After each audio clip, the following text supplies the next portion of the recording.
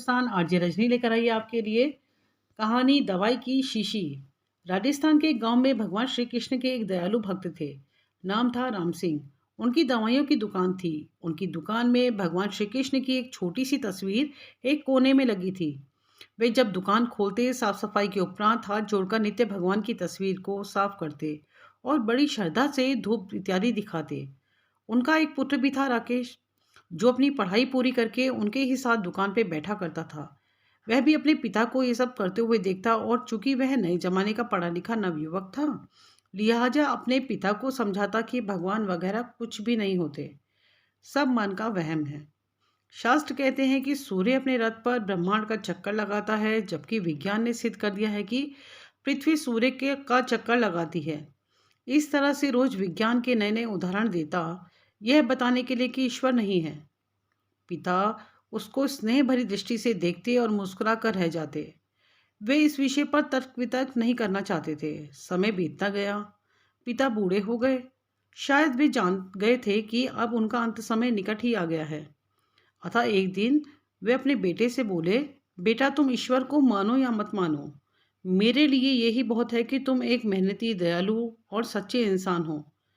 परंतु क्या मेरा एक कहना मानोगे? बेटे ने कहा, कहिए पिताजी, जरूर मानूंगा।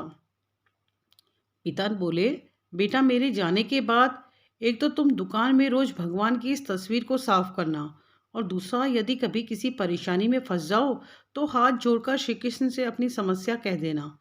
बस मेरा इतना कहना मान लेना। पुत्र ने स्वीकृति भर दी। कुछ ही दिनों के बाद पिता का देहांत हो गया। समय गुजरता रहा। एक दिन बहुत तेज बारिश पड़ रही थी। राकेश दुकान में दिन भर बैठा रहा और ग्राहकी भी कम हुई। ऊपर से बिजली भी बहुत परेशान कर रही थी।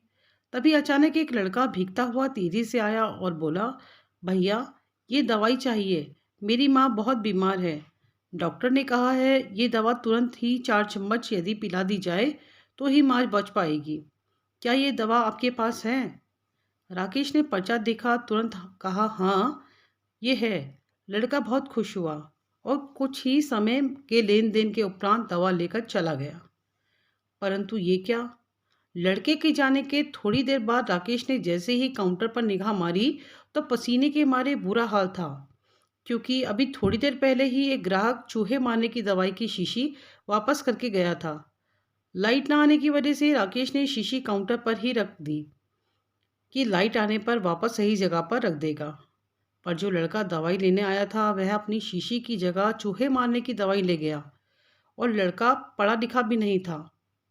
हे भगवान, अनायास ही राकेश के मुंह से निकला, ये तो अनर्थ हो गया।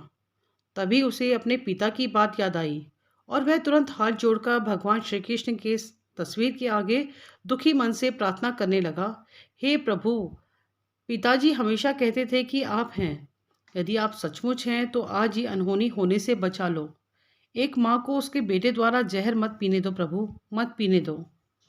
भैया, तभी पीछे से आवाज आई, भैया, कीचड़ की वजह से मैं फिसल गया, दवा की शीशी भी फूट गई, कृपा आप एक दूसरी शीशी दे दीजिए।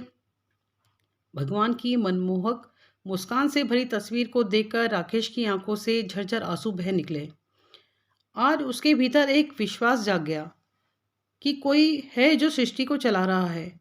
जिसे कोई खुदा कहता है तो कोई ईश्वर, कोई सर्वव्यापी कहता है तो कोई परमात्मा। प्रेम और भक्ति से भरे हृदय से की गई प्रार्थना कभी अनसुनी नहीं जाती। बने रहें हमारे साथ रेडियो हिंदुस्तान पर। सबको सिखाएं पेड़ लगाएं, सबको सिखाएं जल बचाएं।